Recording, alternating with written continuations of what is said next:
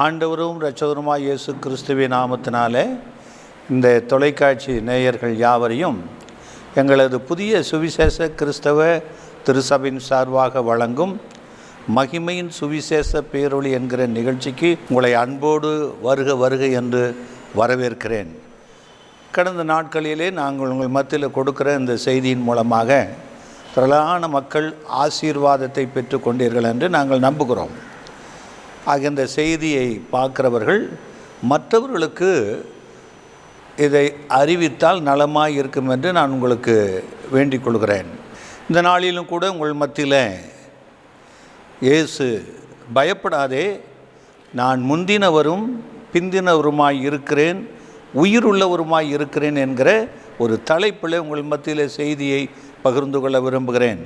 அதுக்கு ஆதாரமாக வெளிப்படுத்தின விசேஷம் 1:17 நாம் பார்க்கலாம். நான் அவரை கண்டபோது செத்தவனைப் போல அவருடைய பாதத்தில் விழுந்தேன். அப்பொழுது அவர் தம்முடைய வலது கரத்தை என்மேல் வைத்து என்னை நோக்கி, பயப்படாதே, நான் முந்தினவரும் பிந்தினவரும் உயிர் உள்ளவருமாய் இருக்கிறேன். ஆக ஆண்டவராய் இயேசு கிறிஸ்து அவர் சொல்லக்கூடிய ஒரு மகத்துவமான வார்த்தை, நான் முந்தினவரும் பிந்தினவரும் உயிருள்ளவுமாய் இருக்கிறேன் என்கிறார். அப்படியானால் இதனுடைய ஆழமான அர்த்தங்களை இந்த நாளிலே அறிந்து கொள்ளும்படியாக இந்த சத்தியத்துக்குள்ளே நான் உங்களை அழைக்கிறேன். வெளிப்படுத்தின விசேஷம் 22:13 சொல்லப்பட்டிருக்கிறது.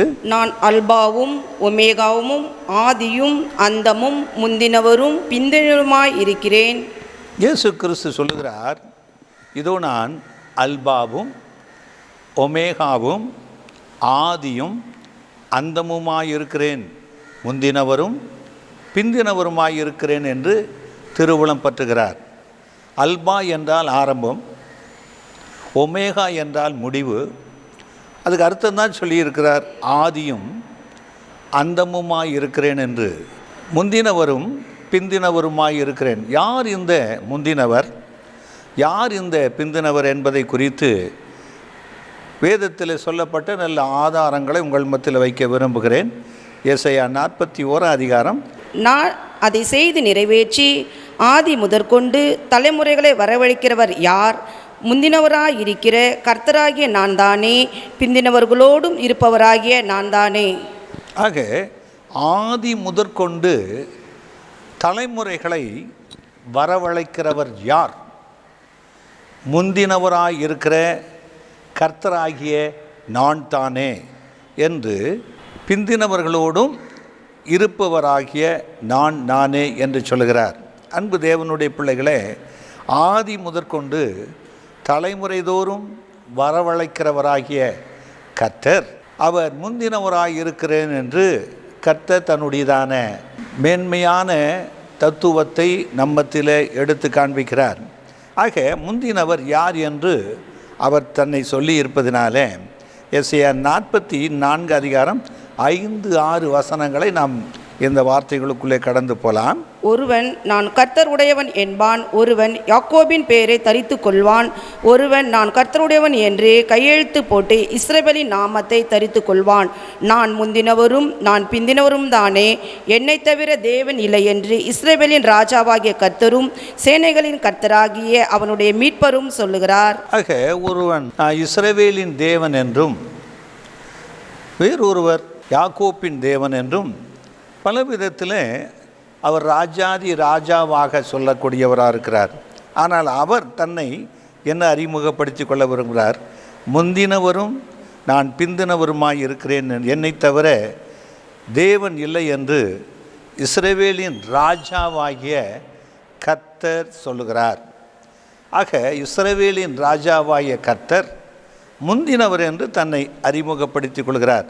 ஏசாயா 48:12-13 யாக்கோபே, நான் அழைத்திருக்கிற இஸ்ரவேலே, எனக்கு செவிகொடு, நான் அவரே, நான் முந்தினவரும் நான் பிந்தினவருமாமே. என் கரமே பூமியை அஸ்திபாரப்படுத்தி என் வலதுகை வானங்களை அளவிட்டது. நான் அவைகளுக்கு கட்டளையிட அவைகள் அனைத்தும் நிற்கும். ஆக யாக்கோப்பே என்று அழைக்கிற கர்த்தர் அவர் சொல்லுகிறார், நான் முந்தினவரும் பிந்தினவருமாயிருக்கிறேன், என் கரமே பூமியை அஸ்திவாரப்படுத்தி அதை நிலைநிறுத்தி வைத்திருக்கிறேன் என்று அவர் சொல்கிறார். அப்படியானால் இந்த பூமியை அஸ்திவாரப்படுத்தி நிலைநிறுத்தி வைத்திருக்கிற சேனைகளின் கர்த்தரானவர் ஆதியிலே இந்த பூமியை உருவாக்கி, பூமியின் மண்ணினாலே மனுஷனை உருவாக்கி, அவனுக்கு இந்த மனுஷனுக்கு அதிகாரம் கொடுத்தார். ஆதியாகமம் 1:28 பின்பு தேவன் அவர்களை நோக்கி, நீங்கள் பலுகி பெருகி பூமியை நிரப்பி அதை கீழ்ப்படுத்தி சமுத்திரத்தின் மச்சங்களையும் ஆகாயத்து பறவைகளையும் பூமியின் மேல் நடமாடுகிற சகல ஜீவ ஜந்துக்களையும் ஆண்டு கொள்ளுங்கள் என்று சொல்லி தேவன் அவர்களை ஆசீர்வதித்தார். தேவன் ஆதியிலே எல்லாவற்றையும் சிருஷ்டித்த தேவன் பூமியை உருவாக்கி பூமியின் மேலே சகல விதமான பறவைகள், மிருகங்கள், மரம் செடி கொடிகளை உருவாக்கி சகலத்தையும் ஆண்டு கொள்ளுங்கள் என்று மனுஷனுக்கு அதிகாரம் கொடுத்தார். ஆக சங்கீதம் 115:16 சொல்லுகிறது, வானங்கள் கர்த்தருடையவைகள், பூமியையோ மணிபுத்திரருக்கு கொடுத்தார். ஆக வானங்கள் தேவாதி தேவன் வாசம் பண்ணக்கூடிய ஸ்தலங்கள், ஆனால் இந்த பூமியையோ மனுபுத்திரருக்கு கொடுத்தார் என்று சொல்லப்பட்டிருக்குது. யார் இந்த மனுபுத்திரன் என்று சொல்லும்போது ஆதாமுக்கு இந்த பூமியை கொடுத்தார் என்று வேதம் சொல்கிறது. இதை ஆண்டு கொள்ளுங்கள் என்கிற அதிகாரத்தையும் அவனுக்கு தான் கொடுத்தார். ஓசியா 6:7 அவர்களோ ஆதாமை போல் உடன்படிக்கையை மீறி எனக்கு விரோதமாய் துரோகம் பண்ணினார்கள். ஆக ஆதாமுக்கு இந்த பூமியை ஆண்டு கொள்கிற அதிகாரத்தை கொடுத்த போது அவன் தேவனாகிய கர்த்தர் விளக்கின விருட்சத்தின் கனியை புசித்து அங்கே தேவன் பண்ணி கொண்ட உடன்படிக்கையை மீறினான் என்று வேதம் சொல்லுகிறது. அப்படி ஆதாம் மீறின போது அவனை தேவன் அந்த தோட்டத்திலிருந்து தள்ளிவிட்டு தான் எடுத்த மண்ணை பண்படுத்த அவன் அனுப்பிவிட்டார் என்று வேதம் சொல்லுகிறது. ஆக அதோடு மாத்தில்லாதபடி அவன் மேலே ஒரு சாபத்தை வைக்கிறார். மண்ணிலிருந்து உன்னை உண்டாக்கினேன், நீ திரும்ப மண்ணுக்கே திரும்புவாய் என்று மரணத்தை அவன் மேலே வைத்ததை பார்க்கிறோம். யோபின் புஸ்தகம் 31:33 நான் ஆதாமை போல என் மீறுதல்களை மூடி என் அக்கிரமத்தை என் மடியிலே ஒளித்து வைத்தோனோ. ஆக யோபு சொல்லுகிறார், ஆதாம் தன்னுடைய மீறுதல்களை மூடி மறைத்து வைத்தான் என்று வேதம் சொல்லுகிறது. வேதம் சொல்லுகிறபடி தன் பாவங்களை மறைக்கிறவன் வாழ்வடைய மாட்டான், அவைகளை அறிக்கை செய்து விட்டு விடுகிறவனோ இரக்கத்தை பெறுவான் என்று வேதம் சொல்லுகிறது. ஆனால் இந்த ஆதாம் தேவனுடைய இரக்கத்தை பெறாதபடிக்கு தான் செய்த அக்கிரமத்தை, அவர் பண்ணி கொண்ட உடன்படிக்கை மீறி பாவம் செய்து அதை மறைத்து கொண்டான் என்று வேதம் சொல்லுகிறது. இதனால தான் ஏசாயா 43:27 சொல்லியிருக்கிறார், உன் ஆதி தகப்பன் பாவம் செய்தான், உனக்கு முன்னின்று பேசுகிறவர்களும் எனக்கு விரோதமாய் துரோகம் பண்ணினார்கள். ஆக ஆதி தகப்பனாகிய ஆதாம் பாவம் செய்தான். அவன் செய்த பாவமானது இன்றைக்கு ஆதாமின் மீறுதலுக்கொப்பாக பாவம் செய்யாதவர்களையும் ஆண்டு கொள்கிறது. ஆக இப்படி செய்த பாவத்தினாலே ஆதாமுக்குள்ளாக முழு உலகமும் சாபத்துக்குள்ளாக, பாவத்துக்குள்ளாக, மரணத்துக்குள்ளாக போய்கொண்டிருக்கிறது. இப்படி போய்கொண்டிருக்கிற இந்த உலகத்தை தேவனாகிய கர்த்தர் தனக்கென்று ஒரு சந்ததியை உருவாக்கி கொள்ள, தனக்கென்று ஒரு ஜனத்தை தெரிந்து கொள்ள ஆபிரகாமை தெரிந்து கொண்டார். ஆபிரகாமோடு விருத்த சேதன உடன்படிக்கை பண்ணினார். ஆபிரகாம் தன்னுடைய சந்ததிக்கு அந்த உடன்படிக்கையை செய்து தேவனிடத்தில் விசுவாசம் உள்ளவனாய் வாழ்ந்தான். அந்த விசுவாசத்தினாலே வாக்கு தத்தத்தை பெற்றுக்கொண்டான். பெற்றுக்கொண்டு வாக்கு தத்தத்தின் சந்ததிக்கு அவன் தகப்பனானான். அப்படி பிறந்து வந்த சந்ததிகளிலே இஸ்ரவேலர் எகிப்திலே அடிமைகளாய் இருந்தபோது தேவன் அவர்களை சந்தித்து 430 ஆண்டுகளுக்கு பின்பதாக அவர்களை மீட்டு கொண்டு வந்தார். மீட்டு கொண்டு வரும்போது மீண்டுமாய் அந்த ஜனங்களோடு தேவன் உடன்படிக்கை பண்ணிக்கொள்ள விரும்பினார்.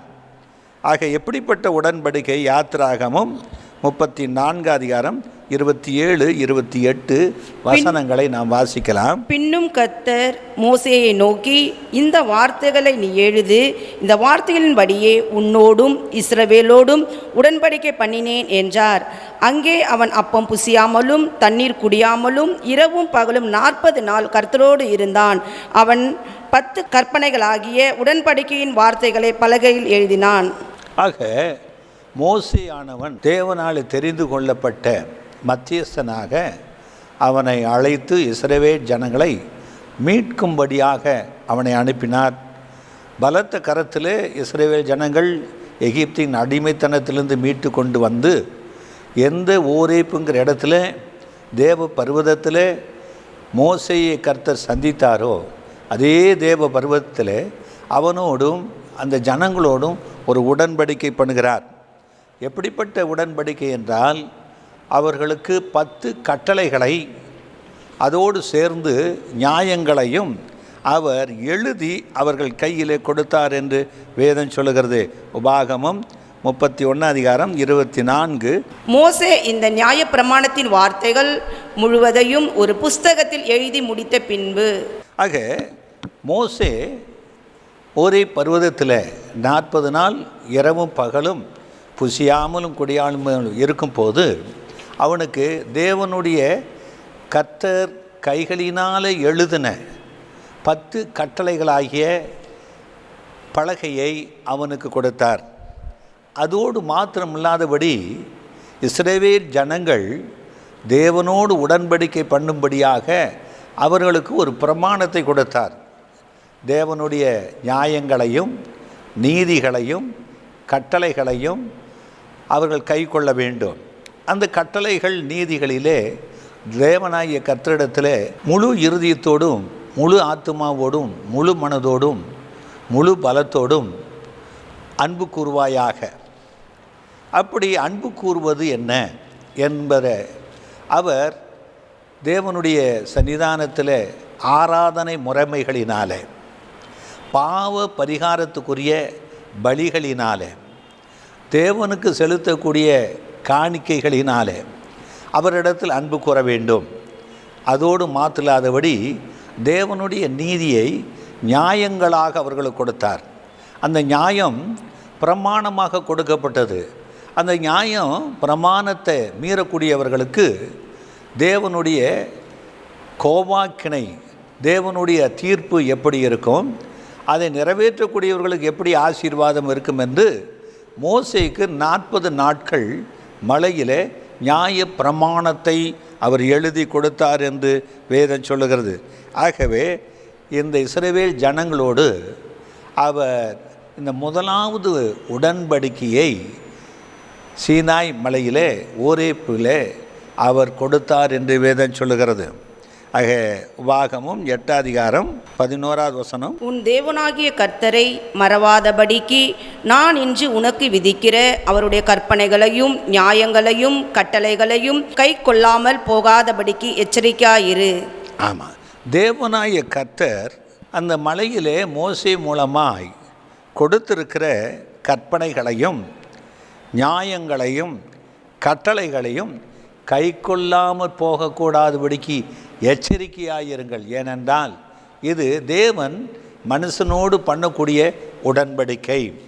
இதை ஒவ்வொரு மனிதனும் நித்திய காலமாய் அந்த கட்டளைகளை நிறைவேற்ற கடமை உள்ளவனாய் இருக்கிறார்.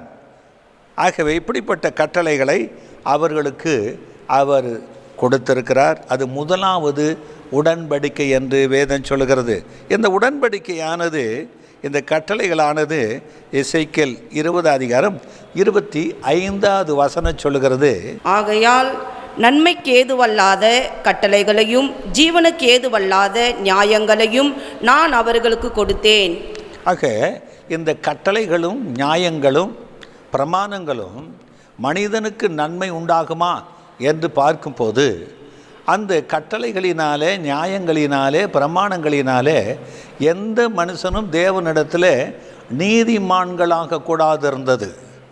காரணம் என்னவென்றால் ஆதி மனிதன் பாவம் செய்து மீறுதலுக்கு உட்பட்டிருந்த போது அவனுடைய இரத்தத்தில் பிறக்கிற எல்லாருமே அந்த மனிதனுடையதான உள்ளத்தில் தேவனுடையான கற்பனைகளை நிறைவேற்றக்கூடாத மீறுதல் இருக்கிறது. கர்த்தருடைய வேதம் சொல்கிறது, நியாய பிரமாணத்தை மீறுகிறது பாவம். பாவம் மனிதனுக்கு சாபத்தையும் மரணத்தையும் கொண்டு வரும். ஆக இந்த நியாயப்பிரமாணமானது இந்த மனுஷனுக்கு தேவன் கொடுத்த பரிசுத்த கட்டளைகளாக இருந்தாலும் மனுஷன் அதை நிறைவேற்றக்கூடாதபடிக்கு மனுஷனுடைய உள்ளத்தில், மனுஷனுடைய இரத்தத்தில் மீறுதல் என்கிற பாவம் இருக்கிறதுனால தேவனுடைய கற்பனைகளை அந்த உடன்படிக்கை நிறைவேற்றக்கூடாதவனாக இருந்தான். ஆனால் கர்த்தர் சொல்கிறாரு, மனுஷனுக்கு நன்மைக்கேதுவில்லாத கட்டளைகளையும் ஜீவனுக்கேதுவில்லாத நியாயங்களையும் நான் அவர்களுக்கு கொடுத்தேன் என்று சொல்கிறார். அடுத்ததாக உபாகம் 30:15 இதோ ஜீவனையும் நன்மையையும் மரணத்தையும் தீமையையும் இன்று உனக்கு முன்னே வைத்தேன். ஆக கர்த்தர் சொல்லுகிறாரு, அந்த கட்டளைகளை ஒரு மனிதன் உடன்படிக்கை நிறைவேற்றுவானான், அவனுக்கு ஜீவனும் நன்மை உண்டாகும். ஏன்னா மீறுதலுக்குட்பட்ட மனிதன் அதை நிறைவேற்றக்கூடாதபடி இருக்கும் போது அவனுக்கு மரணமும் தீமையும் வரும். ஆக இப்படிப்பட்ட பிரமாணங்களை நாம் உபாகமத்தில் மோசே மூலமாய் சொல்லப்பட்ட காரியங்களை நாம் பார்க்க முடியும்.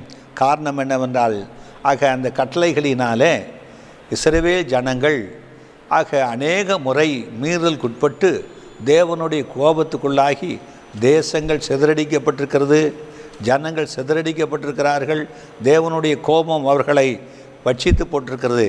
ஆகவே இந்த கட்டளைகள் அவர்களுக்கு பிரயோஜனப்படாதபடிக்கு போனபோது கர்த்தர் அநேக தீர்க்கதரிசிகளை அனுப்பினார். அந்த தீர்க்கதரிசிகளுடைய வார்த்தைகளையும் அவர்கள் கேட்டபோது அவர்கள் பூரணமாக கர்த்தரிடத்தில் அந்த கட்டளைகளுக்கும் நியாயங்களுக்கும் கீழ்ப்படியவில்லை. ஏனென்றால் இந்த கட்டளைகள் பிரமாணம் என்று ஒன்றை குறித்து மீறுதல் உண்டானால் மற்ற 9 குறித்து மீறுதல் உண்டாகும். ஆகவே எந்த மனிதனும் இந்த கட்டளைகளினாலே தேவனிடத்தில் சேர முடியாதபடி இருந்தது. கலாத்தியர் 2:16 நியாய பிரமாணத்தின் கிரியைகளினாலே எந்த மனுஷனும் நீதிமானாக்கப்படுவதில்லையே. இந்த நியாய பிரமாணத்தினாலே எந்த மனுஷனும் தேவனுடைய பார்வையில் நீதிமானாக்கப்படக்கூடாதபடி இருந்தது. ஏனென்றால் மீறுதலுக்கு, ஆதாமுடைய மீறுதலுக்கு உட்பட்டிருந்த மனிதன் இந்த தேவனுடைய கட்டளைகளுக்கு கீழ்ப்படியக்கூடாமல் இருக்கிற ஒரு மீறுதல் அவனுக்குள்ளே இருந்தபடியினாலே இந்த கட்டளைகளுக்கு கீழ்ப்படியாமல் இருந்தான். எந்த மனுஷனும் இந்த தேவனுடைய கட்டளைகள் கீழ்ப்படிந்து தேவனுடைய நீதிமானாக கூடாதபடி இருந்தது. எபிரேயர் 7:19 நியாய பிரமாணமானது ஒன்றையும் பூரணப்படுத்துவதில்லை, அது நன்மையான நம்பிக்கையை விரும்பாதோ பூரணப்படுத்துகிறது. அந்த நம்பிக்கையினாலே தேவனிடத்தில் சேருகிறோம். இந்த நியாய பிரமாணமானது ஒரு மனுஷனை பூரணப்படுத்தவில்லை. இந்த நியாயப்பிரமாணம் பூரணப்படுத்தாவிட்டால் பூர்ணராகிய தேவனிடத்திலே மனுஷன் சேர முடியாதபடி இருந்தது. ரோமர் 4:15 மேலும் நியாயப்பிரமாணம் கோபாக்கினையை உண்டாக்குகிறது, நியாயப்பிரமாணம் இல்லாவிட்டால் மீறுதலும் இல்லை. இந்த நியாயப்பிரமாணம் மோசே மூலமாக கொடுக்கப்பட்டது போது நன்மைக்கு ஏதும் இல்லாத, ஜீவனுக்கு ஏதும் இல்லாத கட்டளைகளாக இருந்தபடியினாலே, நியாயங்களாக இருந்தபடியினாலே மனிதனுக்கு அது பிரயோஜனப்படவில்லை. இந்த கட்டளையை கொடுத்த தேவனாகிய கர்த்தர் அதை மீறக்கூடிய மனுஷன் மேலே கோபந்தான் உண்டானது. அவர் கோபத்தில் இஸ்ரவேல் ஜனங்கள் அவர்களை அழிக்கும்படி அவர் பிரயாசப்பட்ட போது மோசே திறப்பின் வாசலிலே நின்று அவன் கதறினான். காரணம் என்னவென்றால் 10 முறை தேவனோடு கற்பனைகளுக்கு விரோதமாக அவர்கள் பாவம் செய்து மீறுதலுக்கு உட்பட்டு தேவ கோபத்துக்குள்ளானார்கள். ஆகவே இந்த நியாய பிரமாணமானது கோபாக்கினையை உண்டாக்குறது, தேவனுடைய கோபாக்கினையை. ரோமர் 5:17 அல்லாமலும் ஒருவனுடைய மீறுதலினாலே அந்த ஒருவன் மூலமாய் மரணம் ஆண்டு கொண்டிருக்க கிருபையின் பரிபூரணத்தையும் நீதியாகிய ஈவின் பரிபூரணத்தையும் பெறுகிறவர்கள் இயேசு கிறிஸ்து என்னும் ஒருவராலே ஜீவனை அடைந்து ஆளுவார்கள் என்பது அதிக நிச்சயமாமே. ஆகையால் ஒரே மீறுதலினாலே எல்லா மனுஷருக்கும் ஆக்கினைக்கு ஏதுவான தீர்ப்பு உண்டானது போல ஒரே நீதியினாலே எல்லா மனுஷருக்கும் ஜீவனை அளிக்கும் நீதிக்கும் ஏதுவான தீர்ப்பு உண்டாயிற்று. அன்றியும் ஒரே மனுஷனுடைய கீழ்ப்படியாமையினாலே அநேகர் பாவிகளாக்கப்பட்டது போல ஒருவனுடைய கீழ்ப்படிதலினாலே அநேகர் நீதிமான்களாக்கப்படுவார்கள். மேலும் மீறுதல் பெறும்படிக்கு நியாயப்பிரமாணம் வந்தது. அப்படி இருந்தும் பாவம் பெருகின இடத்தில் கிருபை அதிகமாய் பெருகிற்று. ஆதலால் பாவம் மரணத்துக்கு ஏதுவாக ஆண்டு கொண்டது போல கிருபையானது நம்முடைய கர்த்தராகிய இயேசு கிறிஸ்துவின் மூலமாய் நீதியினாலே நித்திய ஜீவனுக்கு ஏதுவாக ஆண்டு கொண்டது. ஆக மீறுதல் பெருகும்படிக்கு நியாயப்பிரமாணம் வந்தது. ஆக ஒரு மனிதனுடைய கீழ்ப்படியாமையினாலே இந்த உலகத்துக்குள்ளே மீறுதலும் பாவமும் பிரவேசித்து இந்த மனுஷ ஜனங்களை தேவனுடைய உடன்படிக்கைக்கு நேராக நடத்தாதபடி அவருடைய கோபத்துக்குள்ளாக்கி கொண்டிருக்கிறது. ஆனால் அது பின்பு வந்த இயேசு கிறிஸ்து ஒருவருடைய கீழ்ப்படிதலினாலே எல்லா மனுஷரும் தேவனிடத்தில் சேரும்படியான ஸ்லாக்கியத்தை நாம் பெற்றுக்கொண்டிருக்கிறோம். ஆக இயேசு கிறிஸ்து ஒருவராலே நாம் நித்திய ஜீவனை அடைந்து மீண்டும் ஆளுகை செய்வோம் என்பதற்கு அவருடைய உன்னதமான வாக்கு தத்தங்கள் நமக்கு ஆசீர்வாதமாக இருக்கிறது. ஆகவே மீறுதல் பெருகும்படிக்குத்தான் நியாயப்பிரமாணம் வந்தது. ஆனால் கிறிஸ்து இயேசுவினாலே தேவனிடத்தில் சேரும்படியான கிருபை வந்திருக்கிறது. கிருபையும் சத்தியமும் இயேசு கிறிஸ்துவின் மூலமாய் உண்டாயிருக்கிறது. ரோமர் 7:8. பாவமானது கற்பனையினாலே சமயம் பெற்று சகலவித இச்சைகளையும் எண்ணில் நடப்பித்து நியாயப்பிரமாணம் இல்லாவிட்டால் பாவம் செத்ததாயிருக்குமே. ஆக பாவமானது கற்பனையினாலே சமயம் பெற்று மனுஷனை வஞ்சித்து விட்டது.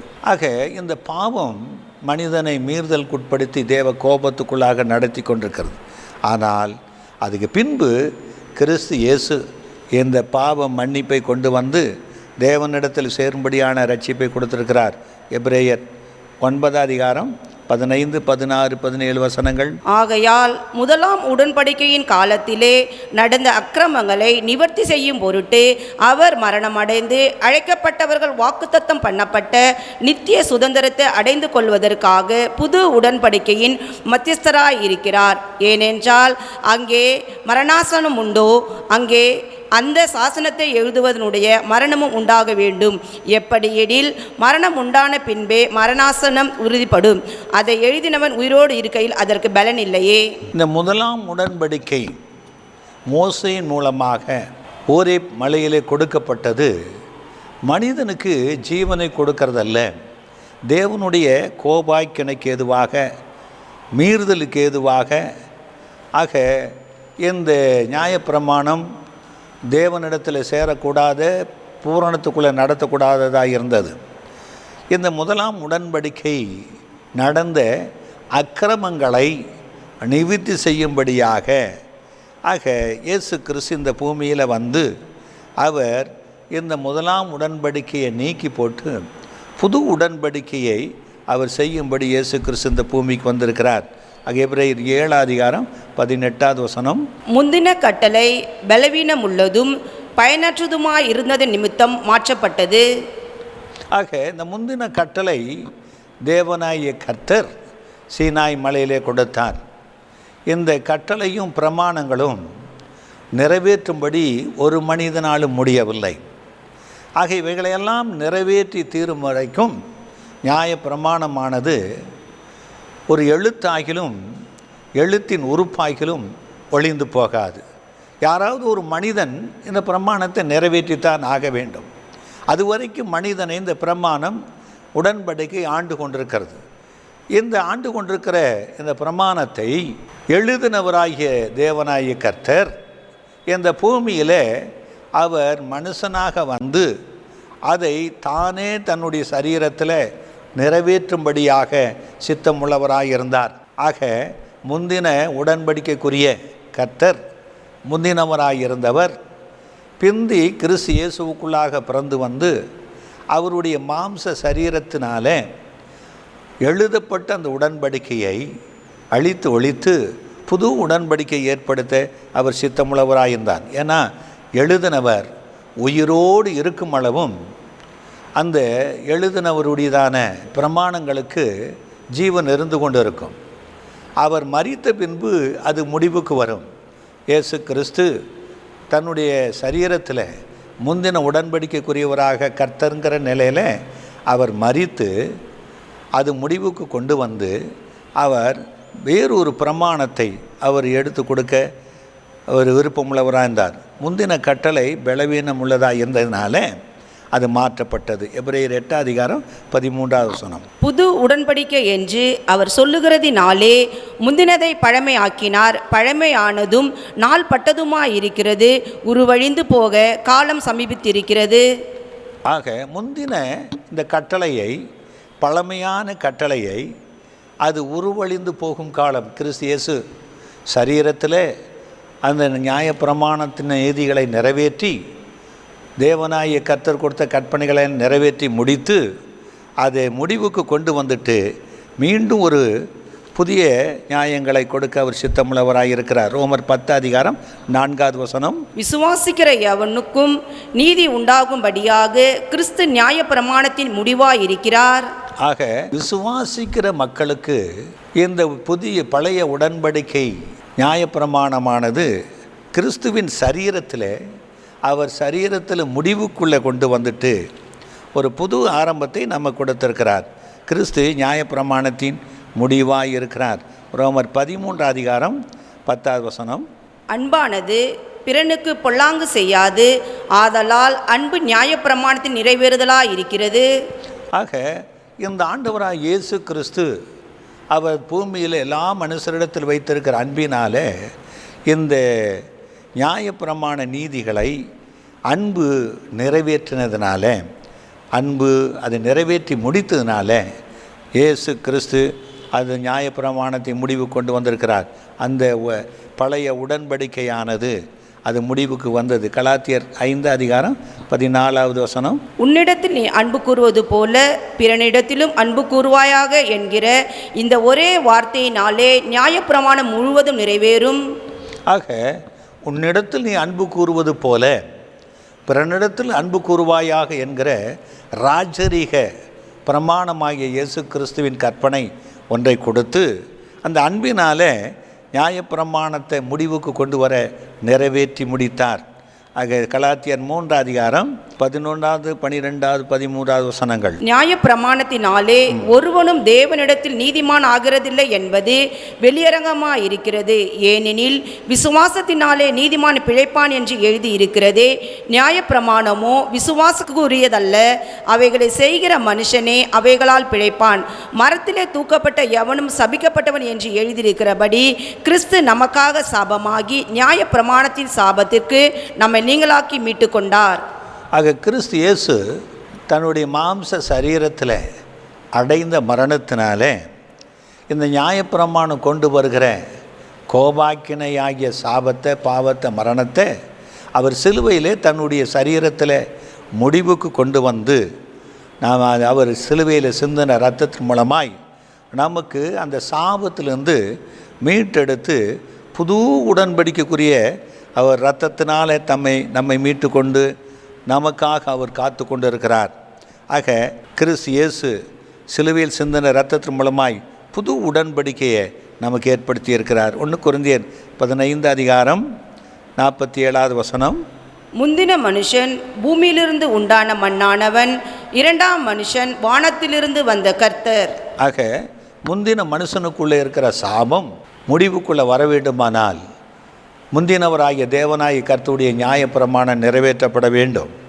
இயேசு கிறிஸ்து அந்த நியாயப்பிரமாணத்தை தன் சரீரத்தில் நிறைவேற்றி முடித்து பிந்தினவராகிய வானத்திலிருந்து வந்த கர்த்தர் அதை நிறைவேற்றி முடித்ததுனால இன்றைக்கு அவர் எழுந்து உயிரோடு இருக்கிறார். எபிரேயர் 10:10 இயேசு கிறிஸ்துவனுடைய சரீரம் ஒரே தரம் பலியிடப்பட்டதினாலே அந்த சித்தத்தின்படி நாம் பரிசுத்தமாக்கப்பட்டிருக்கிறோம். இயேசு கிறிஸ்து ஒரே தரம் பலியிடப்பட்டதினாலே அந்த சித்தத்தினாலே நாம் இப்போ பரிசுத்தமாக்கப்பட்டிருக்கிறோம். கர்த்தராகிய இயேசு கிறிஸ்து சிலுவையில் நியாயப்பிரமாண சாபத்திலிருந்து நம்மை விடுதலையாக்கி ரட்சித்திருக்கிறார். எபிரேயர் 12:24 புது உடன்படிக்கையின் மத்தியஸ்தராகிய இயேசுவிடத்திற்கும் ஆபேலினுடைய இரத்தம் பேசினதை பார்க்கிலும் நன்மையானவர்களை பேசுகிற இரத்தமாகிய தெளிக்கப்படும் இரத்தத்தினிடத்திற்கும் வந்து சேர்ந்தீர்கள். ஆக புது உடன்படிக்கையை இயேசு கிறிஸ்து சிலுவையிலே நமக்காக ஏற்படுத்தியிருக்கிறார். அவர் சிந்தின இரத்தத்தின் மூலமாக தேவனிடத்தில் சேரும்படியான ஸ்லாக்கியத்தை கொடுத்திருக்கிறார். யார் இந்த இரத்தத்தினிடத்தில் வர்றார்களோ, இந்த கிறிஸ்துவின் சரீரத்துக்குள்ளாக வருகிறார்களோ, ஆக அவர் நித்திய ஜீவனுக்குரியவர்களாக புது உடன்படிக்கைக்குரியவர்களாக மாற்றப்படுகிறார்கள். ஆக பழைய உடன்படிக்கை கிறிஸ்து சிலுவையில் முடித்து விட்டார். நாம் நியாயப்பிரமாணத்துக்கு கீழானவர்கள் அல்ல. அப்போஸ்தலர் 13:37-38-39 தேவனால் எழுப்பப்பட்டவரோ அழிவை காணவில்லை. ஆதலால் சகோதரரே, இவர் மூலமாய் உங்களுக்கு பாவ மன்னிப்பு உண்டாகும் என்று அறிவிக்கப்படுகிறது என்றும், மோசேயின் நியாய பிரமாணத்தினாலே நீங்கள் எவைகளினின்று விடுதலையாகி நீதிமான்கள் ஆக்கக்கூடாது இருந்ததோ, விசுவாசிக்கிறவன் எவனும் அவைகளினின்று இவராலே விடுதலையாகி நீதிமானாக்கப்படுகிறான் என்று உங்களுக்கு தெரிந்திருக்க கடவது. ஆக மோசேயின் நியாய பிரமாணத்தினால எவையவையிலிருந்து விடுதலையாகி நீதிமான்களாக கூடாந்தது?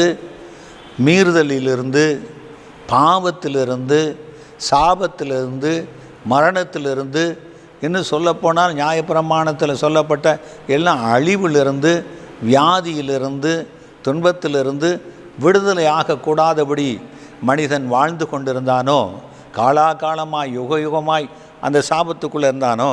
ஆனால் இயேசு கிறிஸ்து சிலுவையில் சிந்தின இரத்தத்தின் மூலமாய் இவற்றிலிருந்து விடுதலையாகி கிறிஸ்துவோடு கூட வாழும்படியான மேலான ஸ்லாக்கியத்தை நாம் கிறிஸ்துவின் மூலமாய் பெற்றுக்கொள்ளக்கூடியவர்களாக இருக்கிறோம். ஆக எபிரேயர் 8:10 அந்த நாட்களுக்கு பின்பு நான் இஸ்ரவேல் குடும்பத்தாரோடு பண்ணும் உடன்படிக்கையாவது, என்னுடைய பிரமாணங்களை அவர்களுடைய மனதிலே வைத்து அவர்களுடைய இருதயங்களில் அவைகளை எழுதுவேன். நான் அவர்கள் தேவனாயிருப்பேன், அவர்கள் என் ஜனமாயிருப்பார்கள். ஆக இயேசு கிறிஸ்து சொல்லுகிறாரு, இஸ்ரவேலோடு நான் பண்ணக்கூடிய பழைய உடன்படிக்கையானது நன்மைக்கு ஏதுவல்லாதது, ஜீவனுக்கு ஏதுவல்லாதது, பூரணப்படுத்தக்கூடாது, தேவ கோபாக்கினைக்கு ஏதுவானது. ஆகவே அதிலிருந்து மோசே மூலமாக கொடுக்கப்பட்ட பிரமாணத்திலிருந்து இயேசு கிறிஸ்து சிலுவையில் சிந்தின இரத்தத்தின் மூலமாய் அவர் விடுதலையாக்கி இன்றைக்கு இஸ்ரவேல் ஜனங்கள் அந்த புதிய உடன்படிக்கைக்குரியவர்களாக, கிறிஸ்துவோடு வாழக்கூடியவர்களாக ஒரு புதிய அத்தியாயத்தை, புது உடன்படிக்கை அவர் ஏற்படுத்தி கொடுத்திருக்கிறார். ஆக அதில் 13 புது உடன்படிக்கை என்று அவர் சொல்லுகிறதினாலே முந்தினதை பழமையாக்கினார். பழமையானதும் நாள் பட்டதுமாயிருக்கிறது உருவழிந்து போக காலம் சமீபித்திருக்கிறது. நாள் பட்டதும் பழமையான அந்த நியாய பிரமாணம் என்கிற புதிய உடன்படிக்கையை, விருத்த சேதன உடன்படிக்கையை இயேசு கிறிஸ்து தள்ளிவிட்டு, பாவங்களுக்காக செய்யக்கூடிய பலிகள் மற்றவர்களை தள்ளிவிட்டு, கிறிஸ்து இயேசுவை பற்றும் இரத்தத்தில் விசுவாசத்தினாலும் தேவனுடைய குமாரனா இயேசு கிறிஸ்து சொன்ன அன்பின் உபதேசத்தினாலும் நாம் தேவனுடைய பிள்ளைகளாகும்படி தேவன் விரும்பியிருக்கிறார். இந்த கர்த்தர் பிந்தினவராக வந்து புதிய உடன்படிக்கையை நமக்கு ஏற்படுத்தி கொடுத்திருக்கிறார். ஆக அவர் சொல்கிறார், முந்தினவரும் நானே, பிந்தினவரும் நானே, ஆதியும் நானே, அந்தமும் நானே. ஆக நியாயப்பிரமாணத்தை கொடுத்த கர்த்தர் அவர்தான். நியாயப்பிரமாணத்தை இயேசு கிறிஸ்துங்கிற சரீரத்தில் வந்து முடிவுக்கு கொண்டு வந்தவர் அவர்தான். முந்தின உடன்படிக்கை ஏற்படுத்தின கர்த்தர் அவர்தான். கிறிஸ்து இயேசுவாக இந்த பூமிக்கு வந்து அந்த உடன்படிக்கையை முடிவுக்கு கொண்டு வந்து புது உடன்படிக்கையை ஏற்படுத்தினவர் அவர்தான். ஆக நானே கர்த்தர், என்னை இல்லாமல் வேறொரு தேவன் இல்லை என்று இயேசு சொல்லுகிறார். ஆக இந்த இயேசு கிறிஸ்து இன்றைக்கு புதிய உடன்படிக்கைக்குரிய மத்தியஸ்தராக எல்லா மக்களும் தேவனிடத்தில் சேரும்படி, தேவ ராஜ்யத்துக்கு வரும்படி அவர் அழைக்கிறார். அந்த ஆண்டவராக இயேசு கிறிஸ்துவை விசுவாசிப்போமா? அவருடைய இரத்தத்தில் பாவம் கழுவப்பட்டு பரிசுத்தமாக்கப்படுவோமா? தேவனிடத்தில் சேரும்படியான சிலாக்கியத்தை பெற்றுக்கொள்ள கிறிஸ்து இயேசுவை நம் வாழ்க்கையிலே சொந்த இரட்சகராக ஏற்றுக்கொள்வோமா? இயேசு உங்களை ஆசீர்வதிப்பாராக. எங்கள் அன்புமிக்க ஆண்டவரே, முந்தினவரும் நானே, பிந்தினவரும் நானே, மரித்தேன், இதோ சதா காலமும் உயிரோடு இருக்கிறேன் என்று சொன்னீரே. முந்தினவராக தேவனாய கர்த்தராக புது உடன்படிக்கை பண்ணினவர் தன்னுடைய உடன்படிக்கை நிறைவேற்றுவதற்காக கிறிஸ்து இயேசுவாக அந்த பூமியில் வந்து கர்த்தராகிய இயேசு கிறிஸ்துங்கிற நாமத்தில் தன் சரீரத்தில் அந்த முந்தின உடன்படிக்கையை முடிவுக்கு கொண்டு வந்து மரித்து 3ஆம் நாள் உயிரோடு எழுந்து கர்த்தரா இயேசு கிறிஸ்து என்கிற உன்னத நாமத்தில் இன்றைக்கு உயிரோடு இருக்கிறீர் ஆண்டவரே. சிலுவையில் சிந்தன இரத்தத்தின் மூலமாய் புதிய உடன்படிக்கை எங்களுக்கு ஏற்படுத்தி அந்த அன்பின் உபதேசத்தை நீர் எங்களுக்கு கொடுத்து எல்லா மக்களும் கிறிஸ்துவின் இரத்தத்தில் தேவனிடத்தில் சேரும்படியாக மேலான ஸ்லாக்கியத்தை இந்த உடன்படிக்கையின் மூலமாக ஏற்படுத்தி கொடுத்ததுக்காக நன்றி செலுத்துகிறோம். இதை கேட்குற மக்கள் மோசேயினுடைய பிரமாணத்திலிருந்து எதெல்லாம் விடுதலையாகக்கூடாதபடி சாபம் ஆட்கொண்டதோ, மரணம் ஆட்கொண்டதோ, பாவங்கள் ஆட்கொண்டதோ, மீறுதல்கள் ஆட்கொண்டதோ, இப்பொழுது எல்லாவற்றிலிருந்து விடுதலையாக்கி கிறிஸ்து இயேசுவின் இரத்தத்தால் ஆண்டவரை பரிசுத்தமாக்கப்படுவார்களாக, ஆசீர்வதிக்கப்படுவார்களாக. இயேசுவின் மூலம் வேண்டிக் கொள்கிறோம் பிதாவே. எங்கள் சபையின் ஞாயிறு ஆராதனை நேரங்கள்: ஆங்கில ஆராதனை காலை 7 மணி முதல் 8:30 மணி வரை, தமிழ் ஆராதனை காலை 8:30 மணி, தெலுங்கு மற்றும் தமிழ் ஆராதனைகள் மாலை 7:30 முதல் 9 மணி வரையிலும் நடைபெறுகிறது. இவ் ஆராதனைகளில் பங்கு பெற்று இறையாசியை பெற்று மகிழுங்கள். மேலும் ஒவ்வொரு வெள்ளிக்கிழமை தோறும் பகல் 11 மணிக்கு உபவாச ஜெபமும் நடைபெறுகிறது என்பதை தெரிவித்துக் கொள்கிறோம். ரெவரண்ட் ஜே ஜோதி பிரகாசம், புதிய சுவிசேஷ கிறிஸ்தவ திருச்சபை, ராஜீவ் காந்தி சாலை, OMR, புனித தோமா தெரு, எகாட்டூர், சென்னை 130.